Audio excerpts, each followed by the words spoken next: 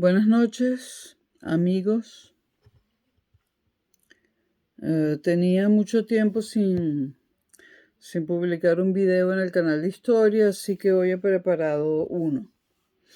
Como de costumbre, les digo el día y fecha. Pues, es sábado porque yo todavía no me he acostado a dormir y también porque acaban de marcar las 12 de la noche. Es decir, que oficialmente es domingo, está comenzando el domingo. El domingo 13 de noviembre de 2022 acaba de comenzar, medianoche, en la ciudad de Madrid, España. Hoy les traigo un video que está entre la historia y la ciencia política. Y todavía no sé con qué nombre lo voy a publicar, quizás con el nombre de Personalidad y Poder. Vamos a hablar del individuo y el cambio histórico. León Tolstoy, escritor ruso que todo el mundo conoce,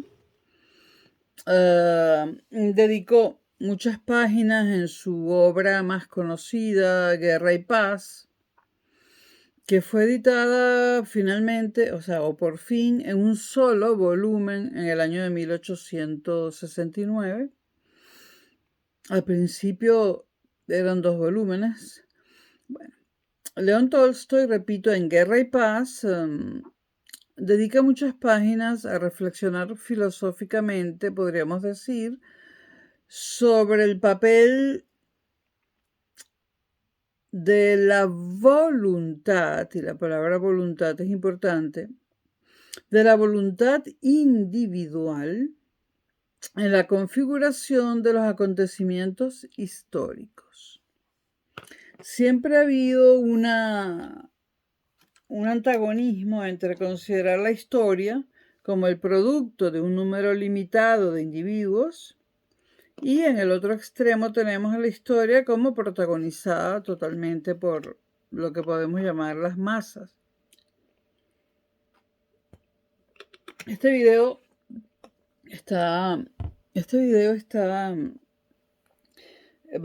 va a incidir en las figuras, solamente unas cuantas, como determinantes del cambio histórico. No estoy diciendo que sea así. Ese es el contenido del video, esa es la intención del video.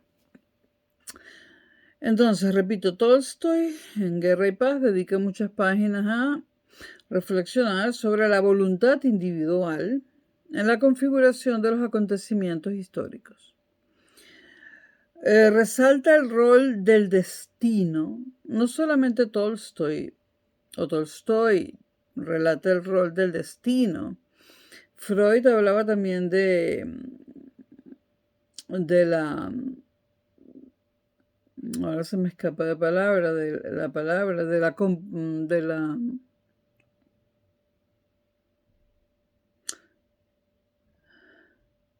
Bueno, no importa. Freud no tiene nada que ver con este video.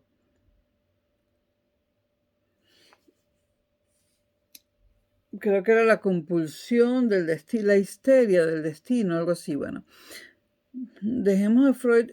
Tolstoy resalta el rol del destino, y esta palabra entre comillas, y trata de refutar la idea.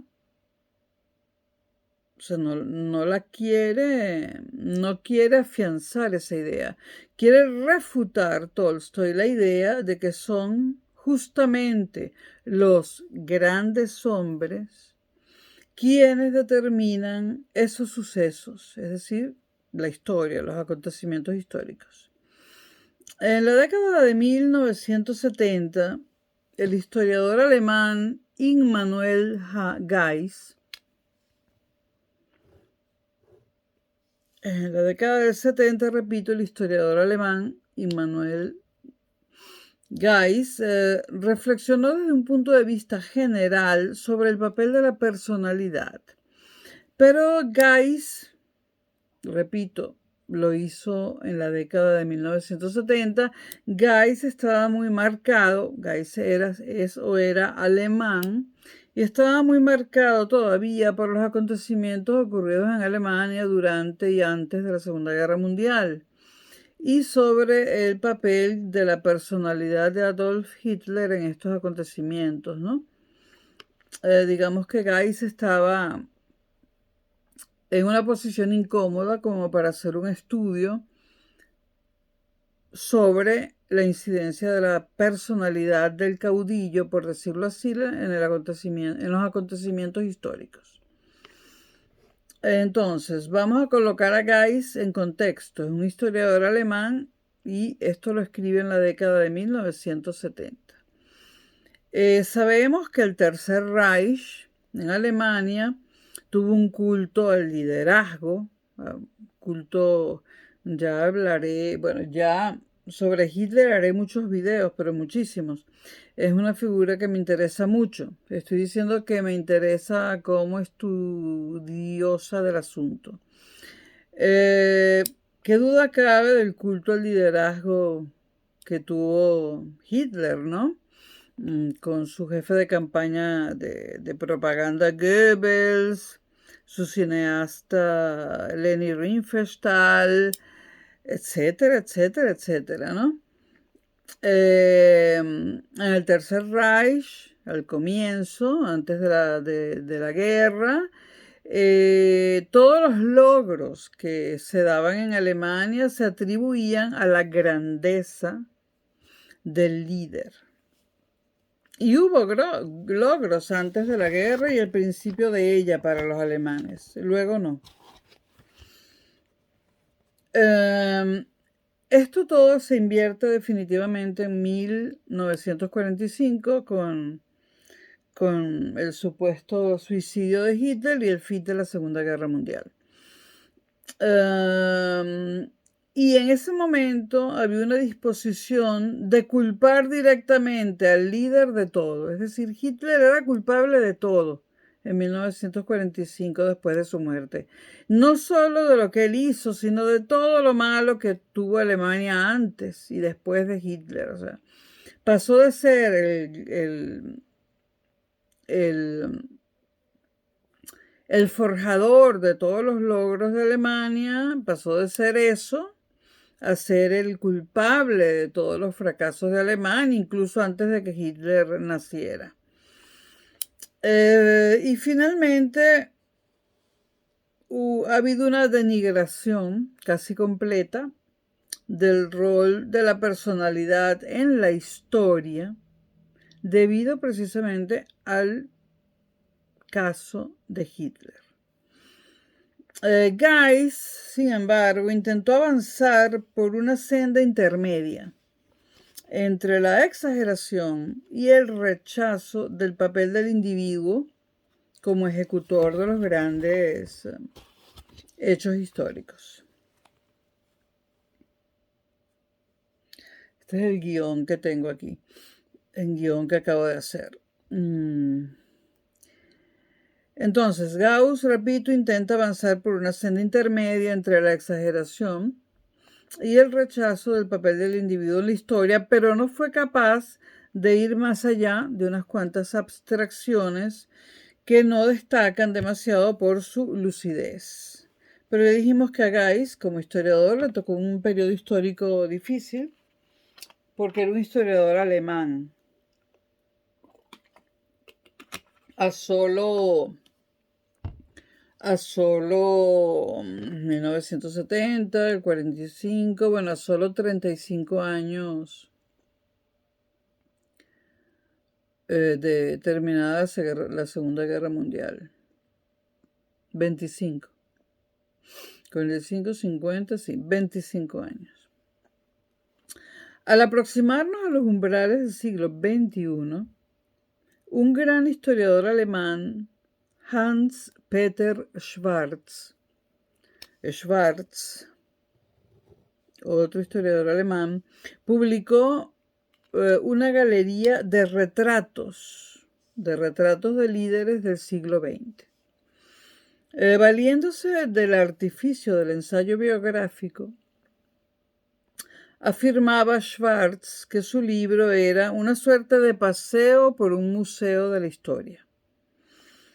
Para Schwartz, el factor personalidad del líder era solo uno de los elementos intervinientes en la descripción de los procesos históricos y en la causa de los procesos históricos. Y esto, bueno, creo que es evidente, ¿no?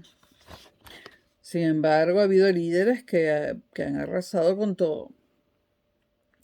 Es raro que los actuales líderes fuertes entre comillas, exhiban la eórica aureola de esos hombres providenciales, como se les solía llamar, cuyas hazañas forjan el destino de las naciones, como ocurría con los líderes del siglo XIX. En el siglo XIX a muchísimos líderes se les veía como hombres providenciales, ¿no?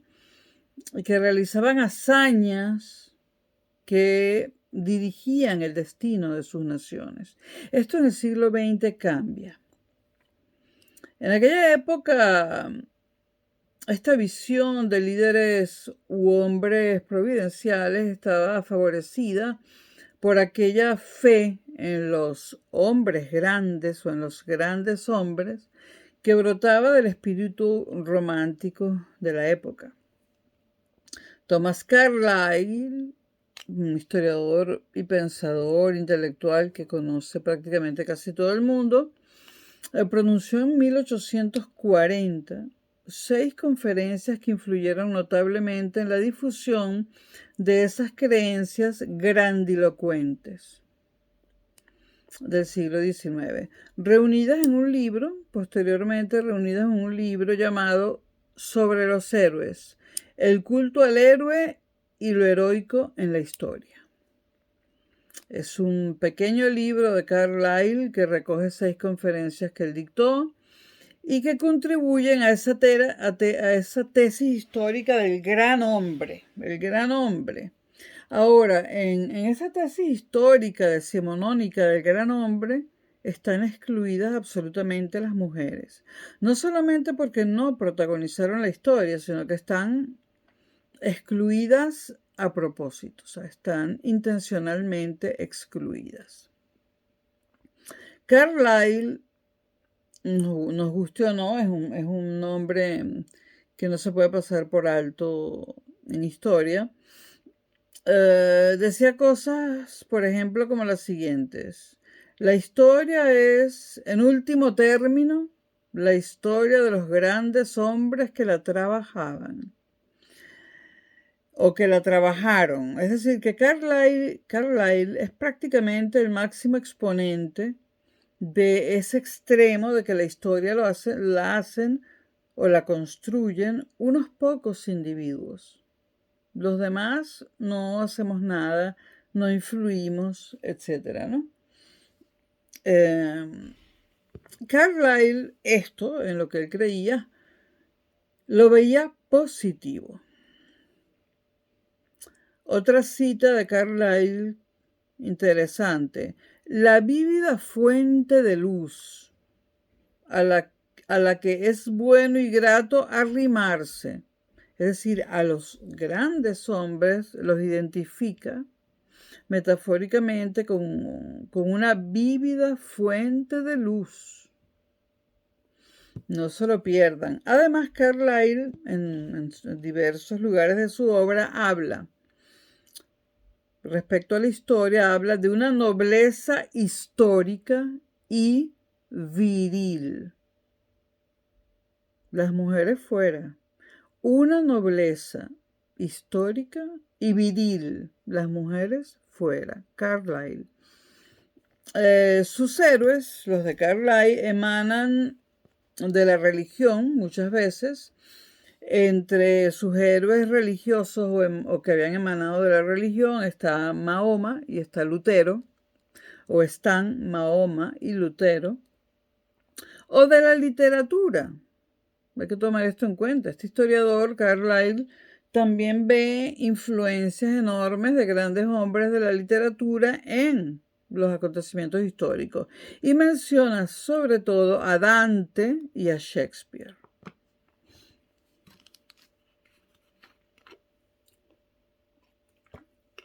A Shakespeare era evidente que lo iba a mencionar y a Dante quizás también.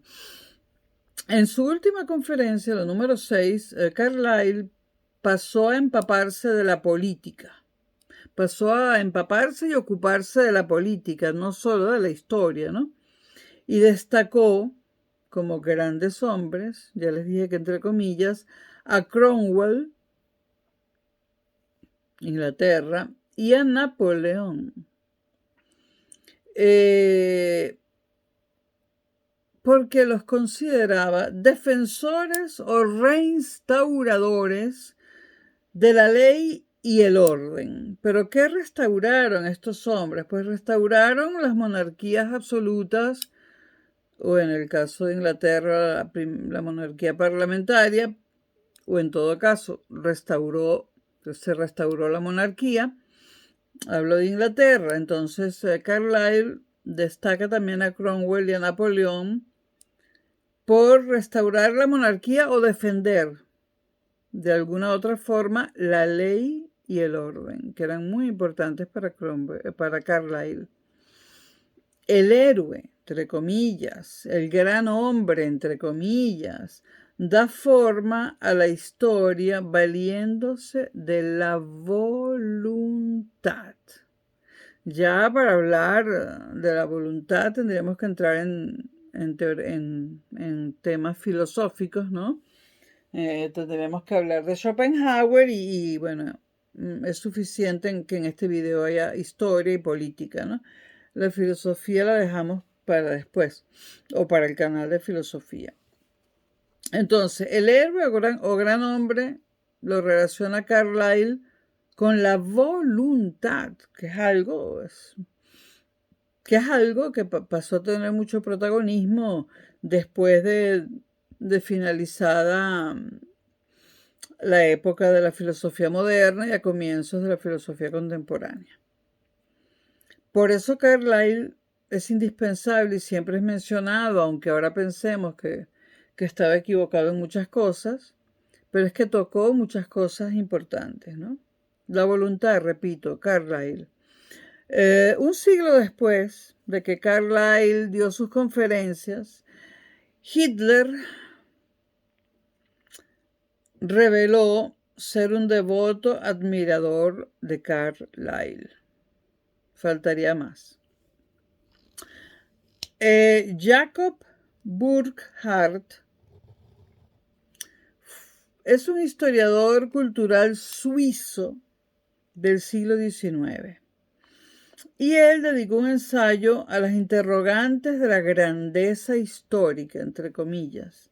El gran hombre, entrecomillado siempre, lleva en sí la marca de un ser único e irreemplazable. Esto es muy, muy importante, ¿no? Por ejemplo, si nos vamos a Venezuela, país donde nací, pues se veía a Chávez como un ser único, irreemplazable. Y tal vez los años que han pasado después de su muerte han dado la razón a quienes pensaban esto, que era único e irreemplazable. Yo también lo pensaba, eso no significa que haya sido partidaria de la Revolución Bolivariana. Aquí estamos hablando de líderes que llevan tatuado esa cosa de gran hombre, hayan sido sus logros negativos o positivos. No estamos hablando del bien y el mal ni de cuestiones morales. Entonces, Burckhardt, ¿por qué es importante? Porque habla del gran hombre como un ser único e irreemplazable. ¿Hay seres así? Yo creo que sí, no necesariamente en la historia nada más. Ustedes pues, pueden pensar lo que quieran. La principal preocupación de Burckhardt, seguimos con el suizo, fue la grandeza entrecomillada en este video siempre, en los ámbitos de la cultura. Él era un historiador cultural. Y aquí se refería sobre todo a artistas, poetas y filósofos. Y sus tres personajes más admirados eran, o más estudiados, más admirados y estudiados fueron Miguel Ángel, Mozart y Shakespeare. Y también tenía preocupaciones por las figuras religiosas relevantes, donde destacaba a Mahoma y a Lutero. En política, sin embargo, Burckhardt distingue entre grandeza, entrecomillada, y simple poder, entrecomillado. No haya grandeza alguna en los personajes que califica de meros destructores poderosos. Traducido del alemán del cantón suizo. Meros destructores poderosos llama a los hombres que, según él, tenían un simple poder, aunque destruyeron mucho.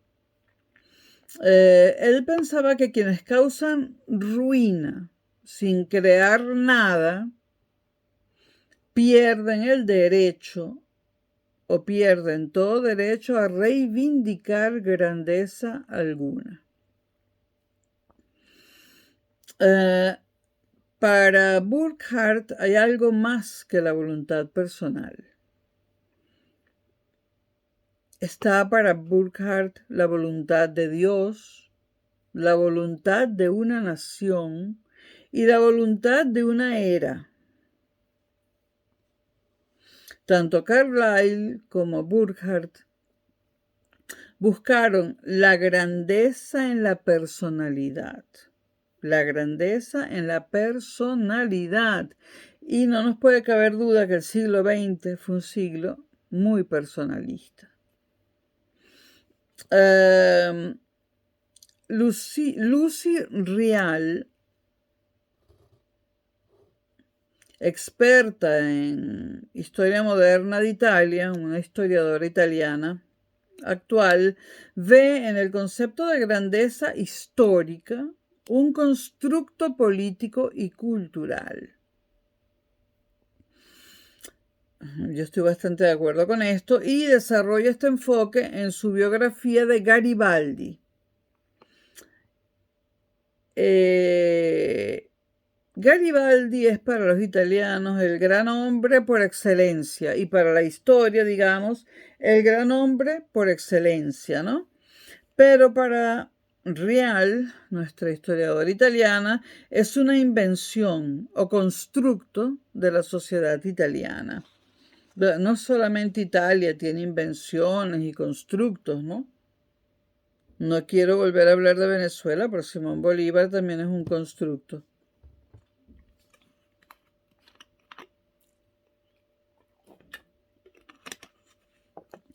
En cierto modo.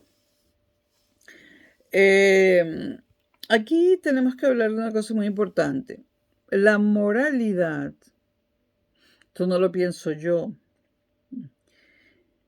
la moralidad es un juicio de valor que se difumina con el tiempo y termina por desaparecer por completo. Y esto es verdaderamente terrible. Repito, la moralidad es un juicio de valor que se difumina con el tiempo y pasa a desaparecer por completo. Esto ha hecho, por ejemplo, que hombres como Churchill, un gran hombre, haya pasado a la historia como un gran hombre, a pesar de que cuando ya Alemania se había rendido, cuando ya el eje se había rendido y cuando ya habían firmado la paz en Berlín, no sé si fue Ribbentrop el que firmó la paz por parte de Alemania, bueno, cuando ya el eje estaba vencido y rendido, Churchill ordenó un bombardeo por parte de los británicos, por supuesto, sobre la ciudad alemana de München, Múnich en inglés. Y en München, en ese momento, en 1945, agosto, si no me equivoco, en todo caso septiembre, estaba lleno de mujeres y niños. Los hombres habían ido todos a la guerra y si acaso había alguno estaba lisiado, ¿no? Esto es algo que no le gusta recordar a los ingleses, pero tampoco le gusta recordarlo a los españoles y a otros europeos, ¿no? Pero a los españoles no les gusta recordar nada malo que tenga que ver con Churchill, porque los españoles nunca han querido ver nada malo, nada bueno en Alemania. Y de hecho, y esto es una apreciación personal absoluta, el racismo, porque es racismo, que los políticos españoles, con algunas excepciones, profesan, sobre todo en televisión española, contra Donald Trump, ese racismo, y en parte, bueno, es racismo porque es blanco, porque es un WASP, y en parte es porque Trump desciende de alemanes, el apellido original era Trumpf, con D y terminaba en PF, Drumpf, y el origen alemán de Drumpf no se lo traga, pero es que ni el PP. El único que sí se lo traga es Vox, ¿no? Esto es lamentable, ¿no? Es lamentable porque la guerra de Ucrania no hubiera comenzado, y de haber comenzado no hubiera durado más de 2 meses, si no le hubiesen robado las elecciones a Trump en el año 2020, porque se las robaron. Estamos en un mundo del siglo XXI donde robar elecciones se ha convertido en una práctica normal, y también gritar fraude se ha convertido en una práctica normal. Dos ejemplos, bueno, se roban las elecciones de Trump en el 2020. Gritar fraude cuando no lo hubo, las últimas elecciones presidenciales de Venezuela. Maduro ganó. No soy madurista. Esas son dos prácticas muy peligrosas, la de desconocer, o sea, las de falsear el resultado de las elecciones, y las de gritar fraude cuando no lo hay, que se lo hicieron a Trump en 2016. Todo eso es muy peligroso. Y estamos en un siglo, el XXI, sumamente peligroso, pero este video es del siglo XX. Repito, la moralidad es un juicio de valor que se difumina con el tiempo y termina por desaparecer por completo. Nadie le va a reclamar nada hoy en día a Churchill. Es un héroe y punto. Nadie le va a reclamar nada a Gandhi. Nadie le va a reclamar nada a tanto asesino considerado santo. Nadie le va a reclamar nada a Mandela. Mandela fue a la cárcel porque tenía un grupo terrorista y hacía lo mismo que la ETA hacía en España, ¿no? Pero para los españoles Mandela es un héroe, pero la ETA no. Los etarras fueron terroristas, y esto lo digo con pinzas, ya saben por qué, por lo que sucedió en el Congreso, con lo que dijo Cayetana Álvarez de Toledo, del papá del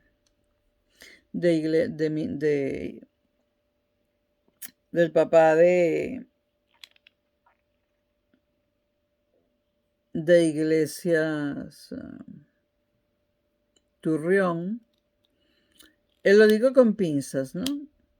Para los españoles, los etarras fueron terroristas y lo son todavía. Y he escuchado a mucho político español diciendo que la condición de terrorista no desaparece. Sin embargo, el mundo entero, el mundo occidental, decidió desaparecer la condición de terrorista de Mandela. De modo que toda la juventud y también la gente de mi edad y lo que está en el medio entre la gente de mi edad y la juventud creen que Mandela fue un santo, cuando Mandela mató gente, asesinó gente, fue un terrorista. Pero, repito, la moralidad es un juicio de valor que se difumina con el tiempo. y termina por desaparecer por completo, como el bombardeo de Churchill en München y la etapa terrorista de Mandela. Hay muchos más ejemplos, pero no me quiero extender. Tal vez no debería ser así, la moralidad no debería difuminarse con el tiempo, ¿no?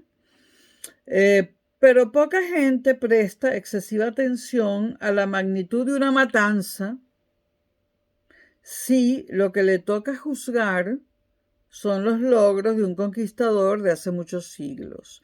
Aquí no vale hablar de la conquista española porque siguen considerando, muchos oportunistas siguen considerando que España cometió un genocidio, algo así, que es totalmente falso.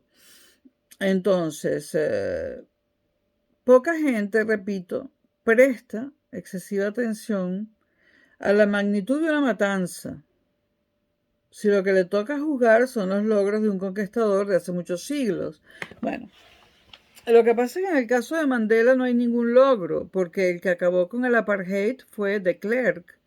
De Klerk, que era el presidente de Sudáfrica en ese momento, traiciona, entre comillas, al Reino Unido, acaba con el apartheid y libera a Mandela. Pero ¿quién hizo eso? Lo hizo de Klerk. Mandela no podía salir solo de la cárcel y no podía derogar solo el apartheid.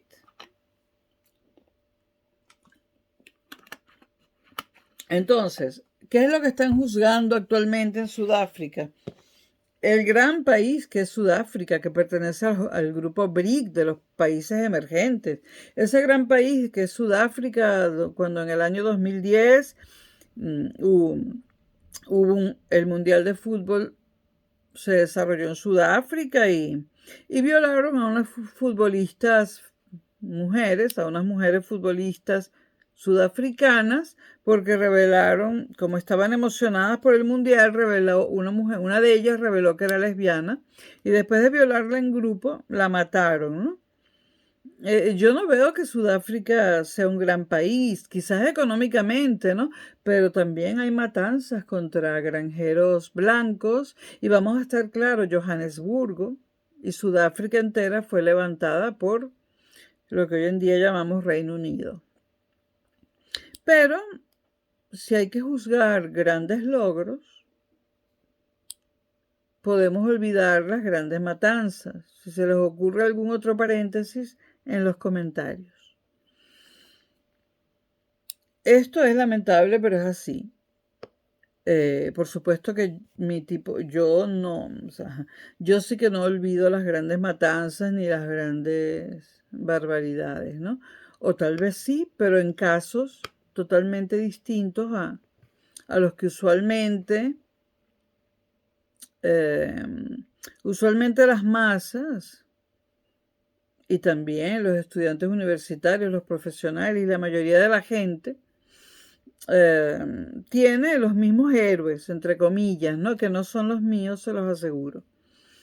Ni Mandela no es mi héroe. Para nada. Bueno, y hay mucho, la lista es larga, Simón Bolívar tampoco. La lista es larga. Obama mucho menos. La lista es larga. Bueno, el poder político actual exige invariablemente que quienes lo ostentan hagan elecciones morales y tomen posiciones ideológicas. Aquí estamos hablando de después de 1945 y hasta el presente, ¿no? Debido a esta moda de no hacerle caso a los asesinatos y a las barbaridades que han cometido muchos y solamente valorar los logros, actualmente e invariablemente se exigen que haya elecciones, se le exige a los líderes que hagan elecciones moralmente adecuadas y que tomen posiciones ideológicas, ¿no? Ahora que está la guerra de Ucrania en el siglo XXI, exactamente en este año 2022, bueno, ahora esto está empezando a cambiar. Esto fue desde el 45 hasta el 2022, febrero. Bueno, pero este es un video sobre el siglo XX, sobre todo. ¿De qué grado debe ser el oprobio para que haya obstáculo al reconocimiento de la grandeza?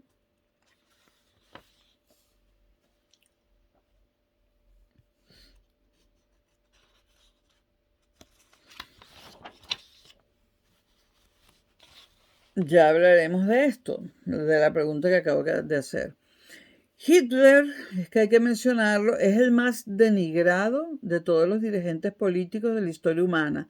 Bueno, si nos vamos más atrás, podríamos hablar de algún emperador romano, ¿no? Pero no nos vayamos tan atrás y bueno, en los últimos siglos,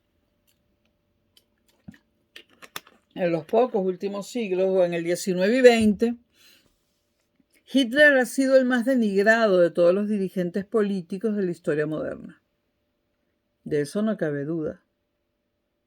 Tú dices algo a favor de Hitler y te matan. Ahora, yo no quiero que me maten, pero a mí estas cosas de verdad que me resbalan, ¿no?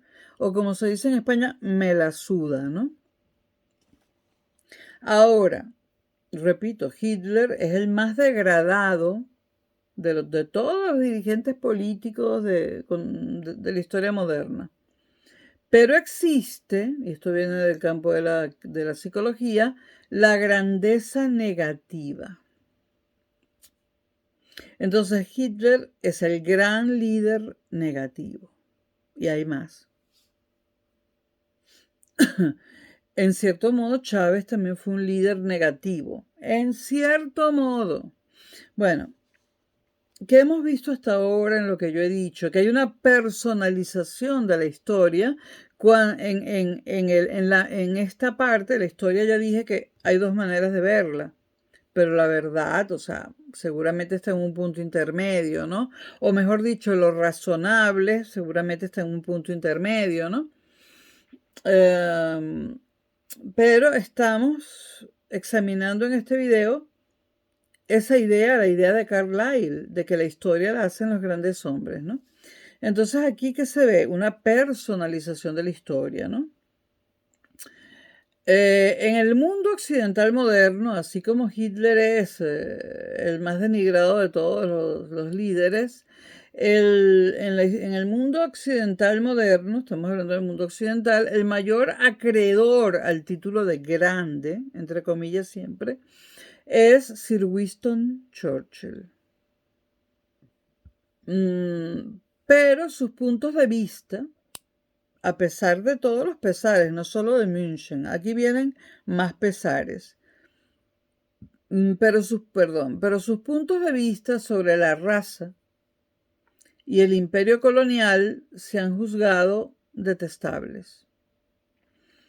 Los manifestantes de Black Lives Matter, por cierto, quisieron destruir la estatua de Churchill que está en Westminster. Black Lives Matter. Yo tengo otra consigna que es White Lives Matter. Y no se opone a esa. No son mutuamente excluyentes. Bueno, Churchill, el mayor acreedor al título de grande, ¿no? Pero el bombardeo de Múnich, cuando Alemania ya estaba rendida, racista, colonialista, bueno. Churchill daba por supuesta la superioridad de los blancos sobre la población indígena de las colonias británicas. No solo lo pensaba él, lo pensaba mucha gente en esa época, ¿no? Churchill aprobaba la eugenesia y estaba más o menos de acuerdo con que había que ser piadoso y mandar al otro mundo o al otro barrio a la gente que tuviera alguna discapacidad física muy notoria, ¿no? Para que no sufrieran y porque eso perjudicaba a la sociedad. Pero ese es el Hitler, y le digo a los que me escuchan que ese es el Churchill, perdón, que ustedes admiran.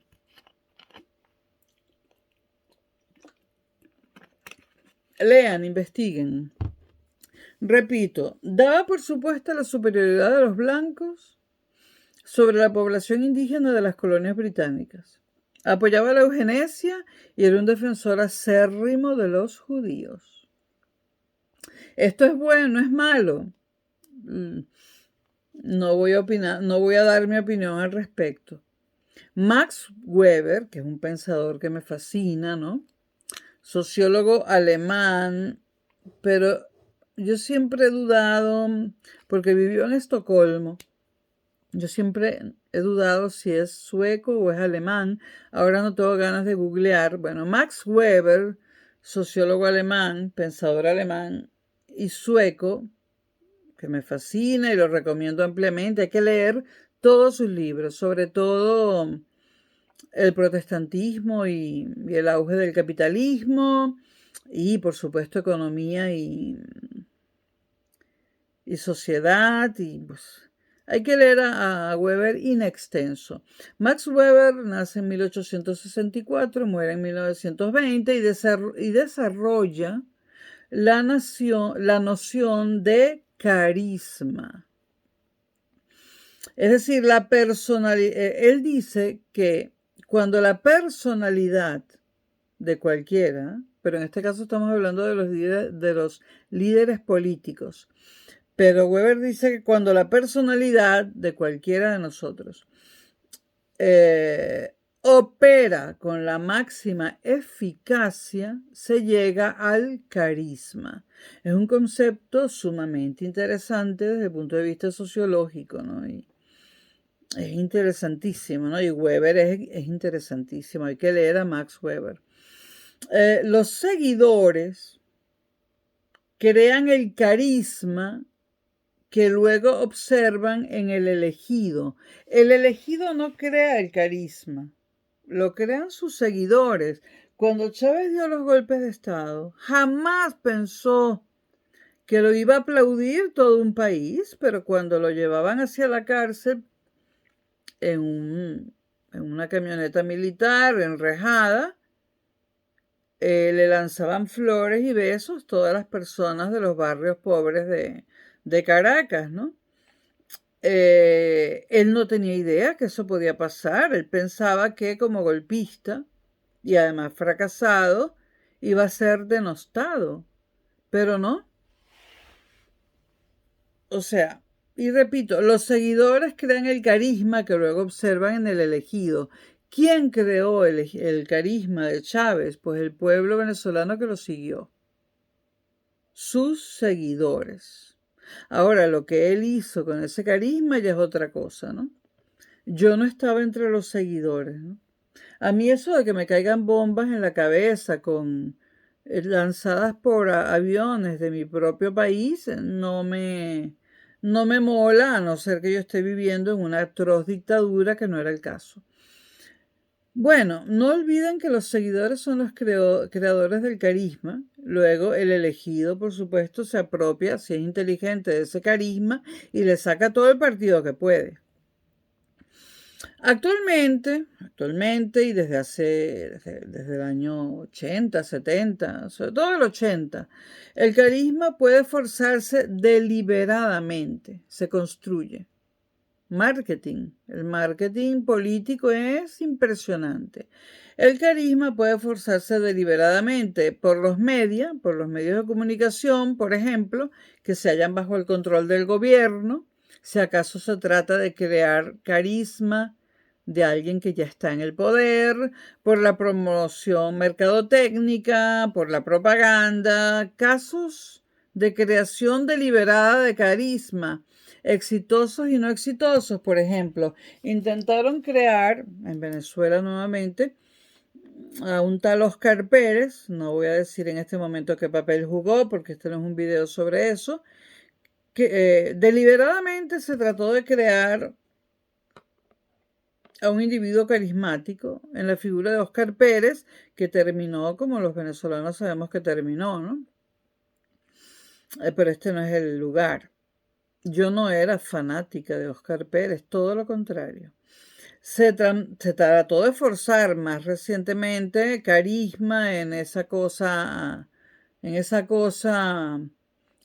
ser totalmente anodino, que es, ¿cómo se llama? Guaidó. Juan Guaidó, cosa que ha fracasado, ¿no? Esto fue una operación de marketing, lo de Juan Guaidó, el parecido físico con Chávez, que venga de la clase baja, que se rebele y se declare presidente sobre una estatua o sobre un murito, violando la Constitución venezolana, porque no es, el artículo al que apeló no dice lo que los medios dicen que dice. Si les interesa el tema, compren o adquieran la Constitución venezolana, está online. La vigente, la de 1999. ¿A quién más? Bueno, esos son carismas fracasados, el de Oscar Pérez, el de Juan Guaidó, el del mismísimo Leopoldo López, que está aquí como exiliado, es un carisma, trataron de crear un líder carismático y fracasó, y bueno, la que más dinero y marketing invirtió en ello fue España, y se trata de un líder entre comillas venezolano, ¿no? Y la figura política española que está detrás de él es Felipe González, que fundó el partido, que le fundó a Leopoldo López el partido Voluntad Popular. Voluntad Popular, como todos deberían saber, es un término que surge en la Revolución Francesa. Leopoldo López es un ignorante en todos los campos, ¿no? Jamás se le hubiera ocurrido esto de voluntad popular y todavía hoy en día, a pesar de que el partido se lo creó Felipe González utilizando el marketing, todavía Leopoldo López no sabe que voluntad popular es un término que viene de la Revolución Francesa, que él no sabe qué es y piensa que hubo una sola, la de 1789, si es que se sabe la fecha, ¿no? Ignora por completo la de 1848. Y además, Felipe González hizo algo horrible, y es que logró inscribir Voluntad Popular en la Internacional Socialista, es decir, que Voluntad Popular de Leopoldo López es un partido creado por Felipe González y es un partido socialdemócrata cuando no lo es. No lo es. Es un partido liberal y además cristiano. Demócrata cristiano, como el PP. Y aquí en España han podido ver que Leopoldo López es amigo del PP y de Vox, no precisamente del PSOE y de Podemos. Pero bueno, ya sabemos que Felipe González pertenece al PSOE, pero nada en otras aguas. Aunque de vez en cuando se da un chapuzón en las aguas del PSOE para que no lo olviden, ¿no? Para que no lo olviden en el PSOE. Pero él nada en otras aguas. Aunque no, yo no soy una, yo no soy una detractora al 100% de Felipe González. Bueno, repito, actualmente el carisma puede forzarse deliberadamente, ¿no? He nombrado 3 fracasos: Oscar Pérez, Juan Guaidó, Leopoldo López, pero bueno, está Greta, que también Greta, la niñita esa diabólica, el anticristo, también es producto de un marketing político, ¿no? Yo no la veo con mucho éxito, aunque el éxito que tiene me preocupa. Yo soy anti-Greta. Pero hay gente todavía hoy en día que no ha necesitado del marketing para surgir, que después de surgir, después de que le colocaron el carisma, los seguidores encima, haya usado el marketing para reafianzarse es otra cosa. Pero cuando en aquellas elecciones europeas se dio a conocer Pablo Iglesias Turrión, y digo siempre los 2 apellidos para diferenciarlo de Pablo Iglesias, el creador del PSOE, cuando Pablo Iglesias Turrión se dio a conocer después de aquellas elecciones europeas que ustedes saben, eso sí no fue producto del marketing. Que después él haya recurrido al marketing es otra cosa. Bueno, el carisma, ¿no? Bueno, los dictadores dedican mucho tiempo a dar energía, a dar vida a un culto a la personalidad. Pero por supuesto, ¿para qué los dictadores quieren hacer un culto a la personalidad si tomaron el poder por la fuerza de la mayoría? Para permanecer en el poder, porque no es solamente importante llegar al poder, hay que permanecer en él. Entonces, al mismo tiempo que hacen que dan energía, un culto a la personalidad, por supuesto, mantienen un fuerte aparato represivo, ¿no? Los regímenes dictatoriales, en los regímenes dictatoriales, la adulación generalizada al líder se ha generado de forma artificial. Eso se observa sobre todo en Corea del Norte. En Corea del Norte podemos ver que está todo el pueblo coreano vestido igualito, bien sea bailando, desfilando, con flores, lo que sea. Una adulación generalizada al líder y por supuesto generada de forma artificial. No quiero ni pensar qué le puede pasar a un coreano del norte si no acude a esas manifestaciones deliberadas y planificadas y no quiero ni pensarlo. Tampoco nos vamos a enterar si hay rebeldes, ni lo que les va a pasar, ni lo que les pasa. No lo sabremos.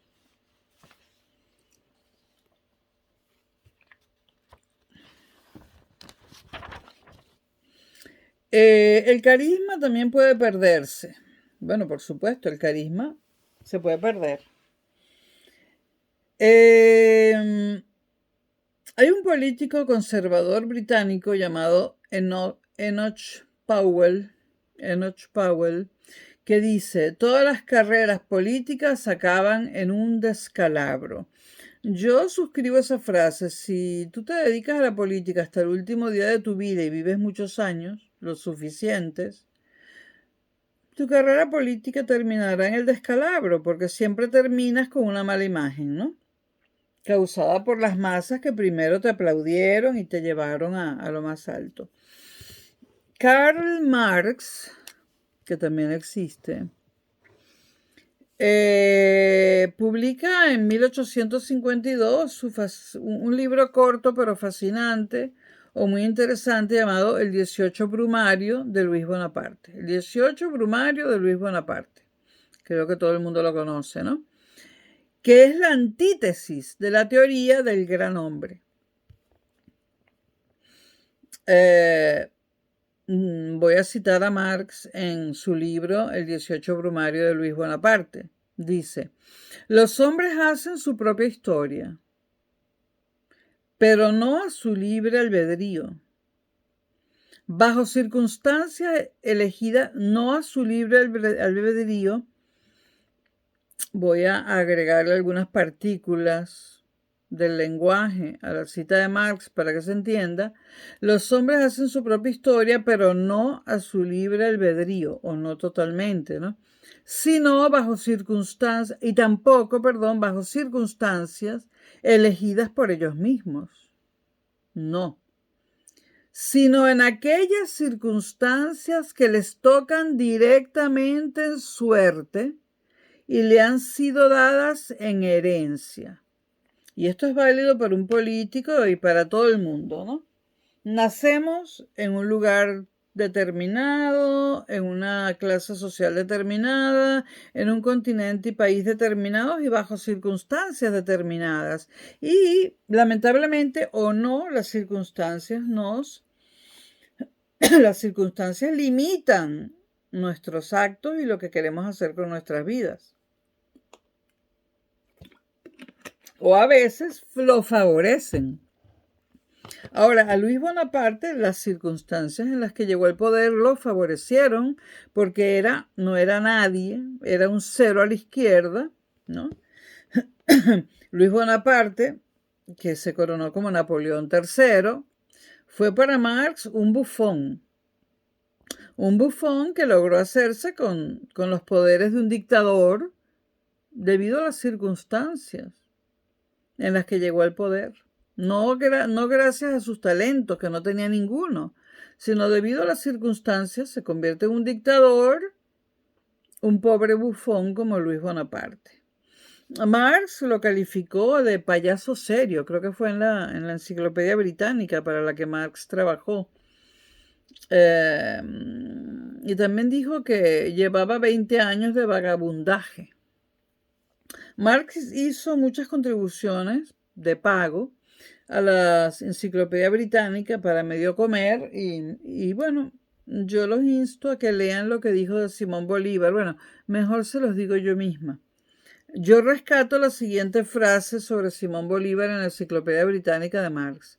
Simón Bolívar, el Napoleón de la retaguardia. Bueno, la importancia de las circunstancias. Ahora estamos con las circunstancias porque el líder personalista no cae en el vacío, está rodeado de ciertas circunstancias. Archie Brown, un científico político, hizo un estudio del liderazgo moderno y dijo, son muchas las limitaciones que gravitan sobre el líder. Eso es obvio, ¿no? Especialmente en las democracias, lo cual creo que también es obvio para todos, ¿no?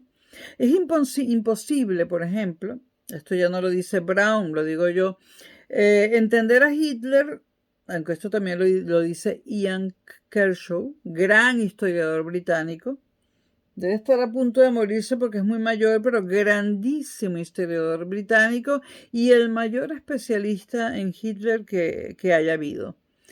Él lanzó su biografía de Hitler en 3 tomos, que yo leí uno primero, otro después y el otro después, porque los compraba recién editados y que ahora viene en un solo tomo, que realmente no es muy manejable como libro, ¿no? Como objeto es bastante poco manejable, ¿no? Bueno, Ian Kershaw, el gran biógrafo de Hitler, no podrá haber otro mejor porque es que su labor ha sido tan minuciosa, tan trabajosa, que es imposible casi superarlo. Bueno, esto lo digo yo y lo dice Ian Kershaw. Yo suscribo mucho de lo que dice Kershaw. No es un facha Kershaw, por Dios. Es un biógrafo de Hitler y un historiador en mayúsculas, ¿no? Es imposible entender a Hitler sin penetrar profundamente en el desgarrador e insoportable impacto que tuvieron la Gran Guerra, luego Primera Guerra Mundial y la Gran Depresión en la sociedad alemana.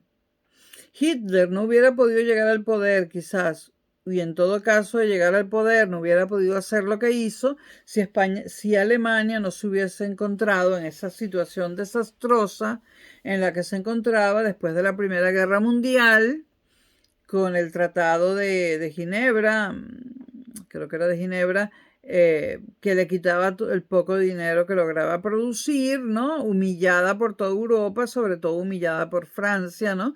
Y con todos los alemanes muriéndose de hambre, menos los alemanes judíos. Esas son las circunstancias en las que Hitler sube al poder. Un pueblo hambriento, desempleado, humillado. Y el único renglón económicamente dominante, el renglón económicamente dominante estaba ocupado por puros judíos alemanes. Casi el 90%, ¿no? Entonces se prohíbe en Europa hacer revisionismo de ese capítulo negro de la historia, ¿no? Pero habría que hacerlo, ¿no? Habría que hacerlo. El contexto histórico en el caso de Hitler es determinante, y no solo en el caso de Hitler, hay muchos otros casos, ¿no? Michael Mann, un historiador y sociólogo, Mann con 2 N, fue alemán, y no es Michael, porque eso sería inglés, es Michael o Michael Mann con doble N. Si tuviera una sola N, sería judío. Los judíos le quitaron la N a todos los apellidos alemanes que terminan en 2 N. Los judíos alemanes le quitaron la segunda N para distinguirse.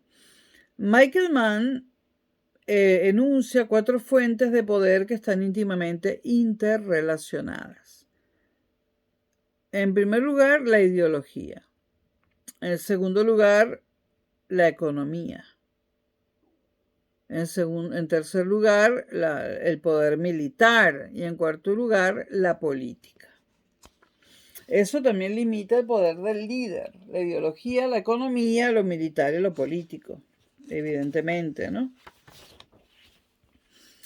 Allí donde hay paz, entonces, allí donde hay paz, y vamos a decir algo muy arriesgado, ¿dónde hay paz? Pues en la Europa occidental, ni siquiera en toda la Unión Europea. Y no estoy hablando de Ucrania, estoy hablando de la paz social, ni siquiera en toda la Unión Europea. Y además la paz social se está resquebrajando en este año 2022. Porque ya el golpe del COVID fue terrible, pero ya el golpe de la guerra de Ucrania es, bueno, no hay palabras. Pero vamos a situarnos hasta antes de la guerra de Ucrania, ¿no? ¿Dónde hay paz? Bueno, en la Europa occidental, no en toda la Europa europea, no toda en la Unión Europea, y estoy hablando de paz como ausencia de conflictos graves, no como guerra, no como ausencia de guerra nada más. Allí donde hay paz, Europa occidental y Estados Unidos, y con todas las diferencias que hay entre esos dos mundos, progresa ahí donde hay paz y además progresa y se redistribuye la prosperidad, caso europeo, norteamericano no, donde hay una sociedad estable y civilizada, donde se valoran los derechos humanos, las libertades liberales, hablo de libertad económica, la democracia pluralista, la supremacía de la ley, la división de poderes, una economía capitalista relativamente protegida de la crisis, nuevamente Europa occidental, pero en Estados Unidos no diría lo mismo. En esas circunstancias es probable que el líder que llegue al poder haga suya, en la mayor parte de los casos, las restricciones que les imponen las instituciones que ya están, o sea que ya están antes de que él llegue. Y no traten de dar un vuelco al sistema político mismo. Entonces, 2021, pongamos, llega al poder en Francia, bueno, por segunda vez, Macron, o fue este año. Bueno, cuando Macron llega al poder en Francia, ¿qué panorama hay? Ya sé que está, bueno, los salvavidas amarillos vinieron después. Pero bueno, hay un panorama de paz. No se puede hablar de conflictos irresolubles, ¿no? Conflictos siempre hay, pero hay un panorama de paz social, de progreso, de redistribución de la prosperidad. No perfecto, pero esto es lo máximo que podemos conseguir los seres humanos. Hay una sociedad estable, civilizada, que respeta los derechos humanos, las libertades liberales. Hay una democracia pluralista, división de poderes, economía capitalista, Estado social, de bienestar social. Entonces, cuando una persona llega a la presidencia en Francia, por ejemplo Macron, pues se adapta inmediatamente a las instituciones que lo preceden, que preceden su llegada, porque no hay ningún motivo para cambiar el sistema. No hay una crisis terrible que pretenda, o sea, que haga necesario cambiar el sistema. Lo mismo ocurre en España, por más que Podemos quiera cambiar el sistema. No hace falta. La monarquía parlamentaria no impide la paz social, no la impide, más bien aboga por ella. No impide la redistribución de la prosperidad, porque son los políticos y no el rey de España son los que redistribuyen la prosperidad, menos en el caso de Rajoy, más en el caso de Sánchez, pero la monarquía no tiene nada que ver con eso. También son los políticos los que se dedican a preocuparse por los derechos humanos, por las libertades liberales, por la democracia, por la primacía de la ley, por la división de poderes, por el estado de bienestar, etc. Entonces, ¿para qué vamos a ir a una república? Solo para no gastarnos una calderilla en mantener la Casa Real, porque señores, al lado del presupuesto general del Estado, lo que gasta la Casa Real es calderilla y trabajan. Y como no pueden dar opiniones políticas, quedan bien en todos los lugares donde van y trabajan. Yo no soy especialmente monárquica, ni soy felipista. Felipista de Felipe VI no soy. No. Pero digamos que su trabajo, que es representar a España y conseguir inversiones extranjeras para España y representar al idioma español en el mundo, bueno, eso lo hace bien. Es un poco soso, un poco aburrido, pero no hay necesidad de cambiar.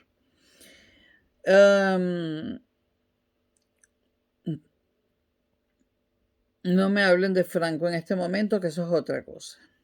Además, Juan Carlos I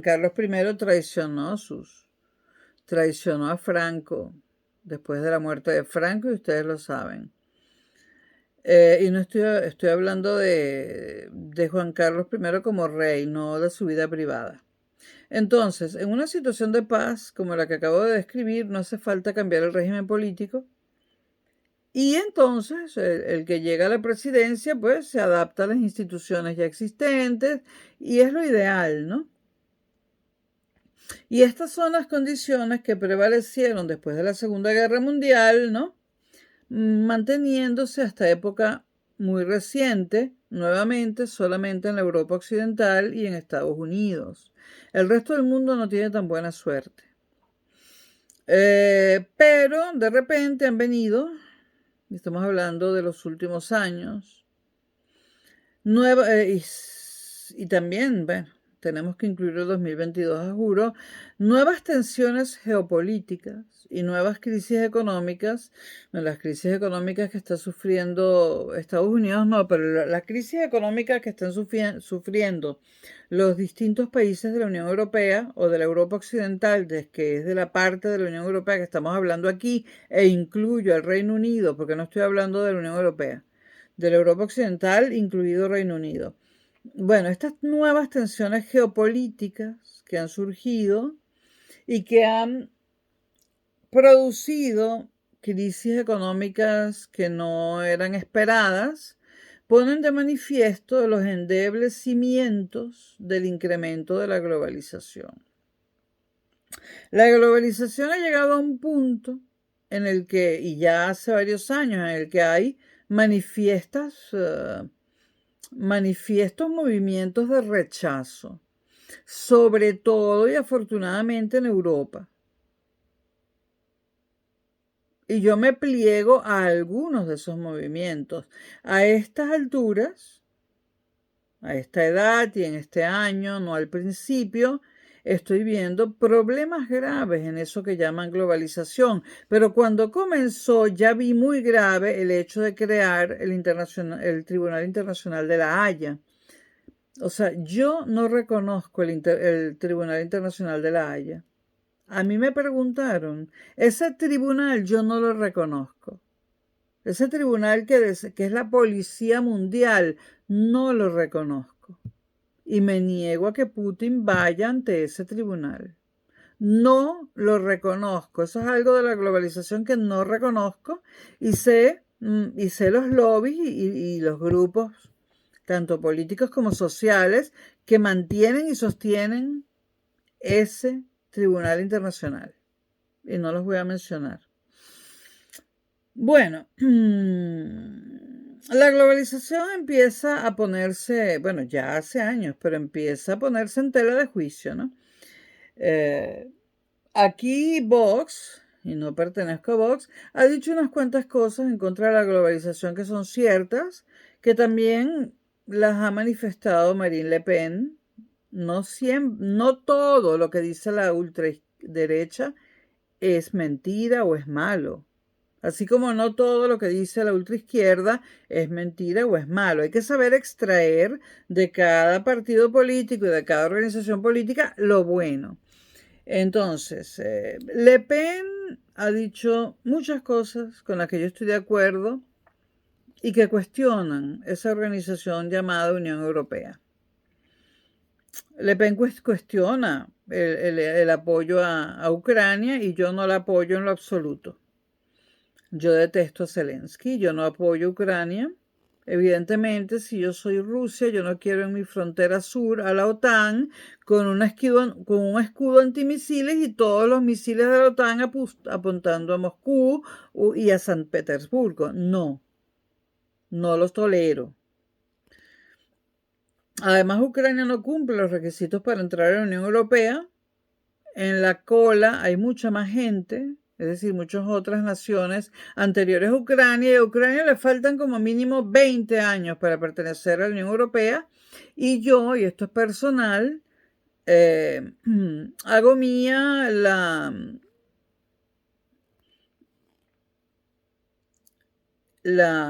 yo simpatizo, igual que Marine Le Pen, con una unión entre Europa y Rusia, desenmarcándonos de los Estados Unidos, y yo abogo por la eliminación de la OTAN porque ya no hay guerra fría. Y por muchas otras cosas, y Rusia no es un país comunista hoy en día. Pero sí tiene conciencia de ser un gran país. Fue un gran imperio cuando los zares, y fue un gran imperio cuando los soviéticos.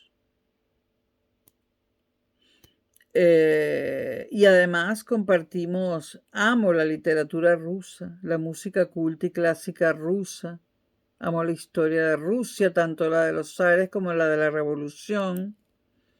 Amo todo en Rusia. Y para mí Rusia es Europa. Bueno.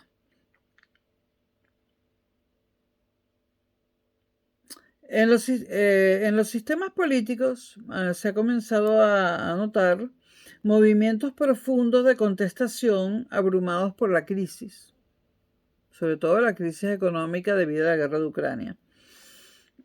Entonces, digamos que obtiene el poder un tipo que apuesta a un cambio radical mediante amplio uso de la violencia, porque en España, en Francia, en Alemania, no puede haber un cambio radical sin usar la violencia, ¿no?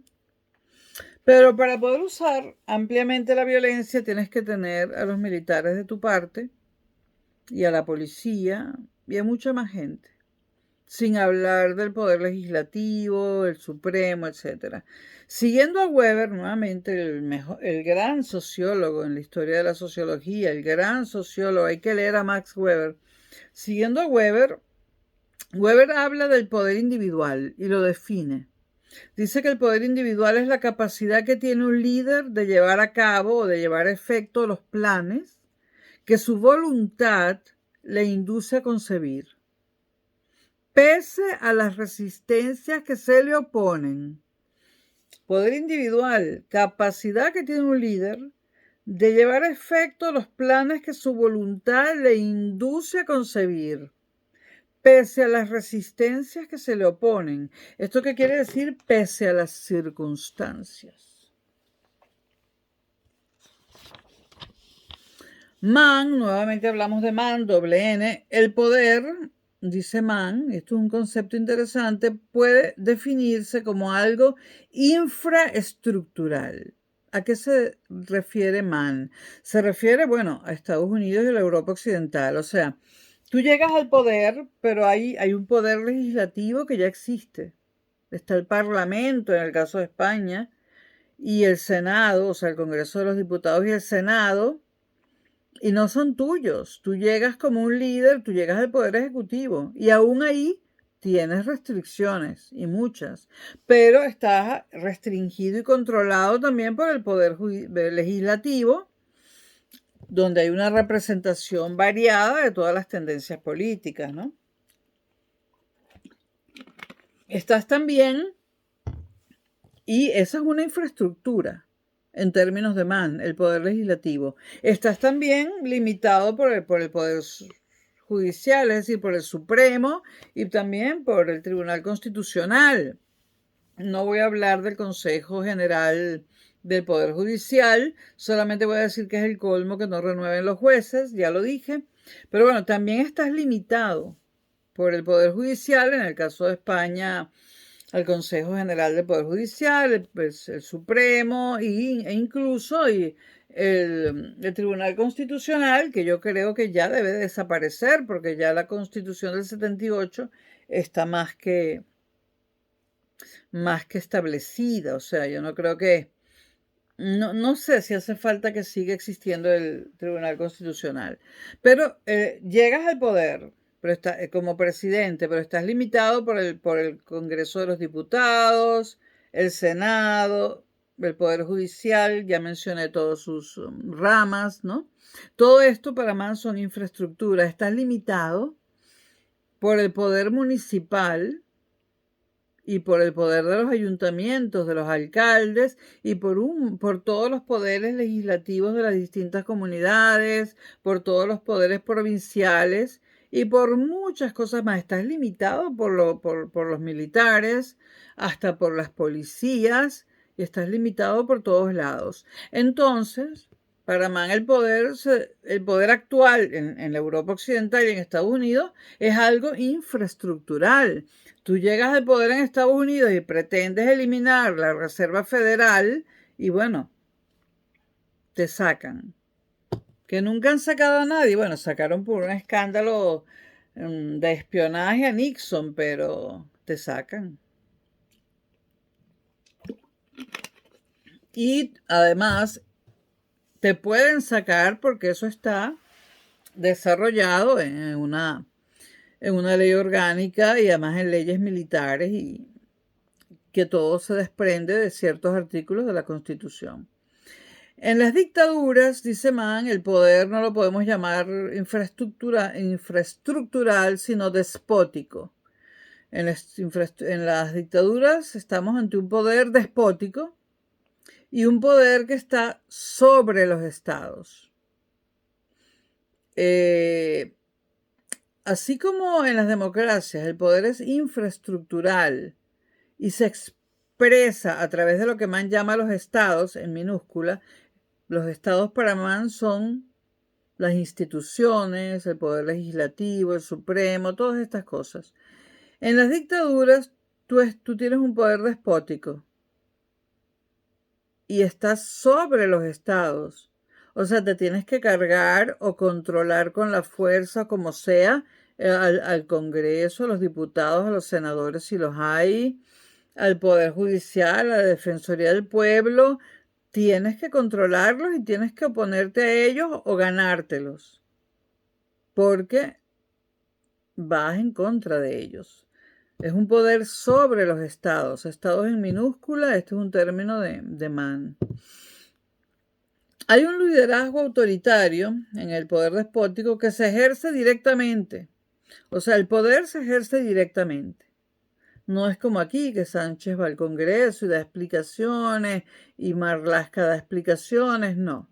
En una dictadura el poder se ejerce directamente y exige obediencia a las órdenes. Se reprime a la oposición. Se manipula la opinión pública. Bueno, aquí también la manipulan y es una democracia, ¿no? Y es un poder infraestructural. Creo que no podemos decir que Sánchez sea un dictador, por Dios, ¿no? Eso no significa que yo sea sanchista o no. Es que no lo es. Entonces, se reprime la oposición con un poder despótico, se manipula la opinión pública, todos los canales están bajo las órdenes y la censura del poder despótico. La voluntad del líder despótico adquiere un carácter más evidente y una importancia crucial y directa en el ejercicio efectivo de ese poder. Pero el poder despótico no es totalmente independiente del poder estructural, porque si el poder despótico se carga a todo el poder estructural, algún ítem o varios de ese poder estructural se van a cargar al despótico, es obvio, ¿no? Entonces, un líder, aunque sea despótico, necesita el sólido respaldo de las instituciones, que le proporcionan sobre todo el ejército. Si el ejército no está contigo, estás jodido, y si está dividido, estás jodido. Bueno, si está dividido, se jode todo el mundo. Entonces, el líder despótico necesita al ejército, a los cuerpos de seguridad del Estado, a la policía, al aparato judicial. Cuando digo cuerpos de seguridad del Estado es porque hay algunos extra, además de la policía. Al aparato judicial, de alguna manera lo tienes que tener, lo tienes que manipular, pero de vez en cuando le tienes que dar algo. Y necesita también el respaldo de organizaciones de todo tipo y demás. Si no, no se sostiene. Y bueno, este es un video sobre, lo voy a llamar personalidad de los líderes y poder o algo así, siglo XX, ¿no? Y pretendo hacer el próximo video, me voy a concentrar en el siglo XX y el próximo video lo pretendo hacer sobre Lenin. Lenin, un líder indiscutible para poder explicar el siglo XX. Espero que no se hayan aburrido demasiado. Es la 1:20 de la madrugada. Domingo 13 de noviembre de 2022 en la ciudad de Madrid. Saludos Madrid, saludos España, saludos Caracas, saludos Venezuela, saludos Europa, sobre todo los que tradicionalmente me ven y me veían en el primer canal que tuve, que lamentablemente sufrió la censura de Google, propietaria de YouTube. Pero bueno, saludos Italia, Alemania, Francia. Y saludos Colombia, Argentina, México y por supuesto Estados Unidos, que es donde más siempre me han visto en los diversos canales que he tenido. Bueno, hasta la próxima y nos vemos con Lenin en este canal. Chao.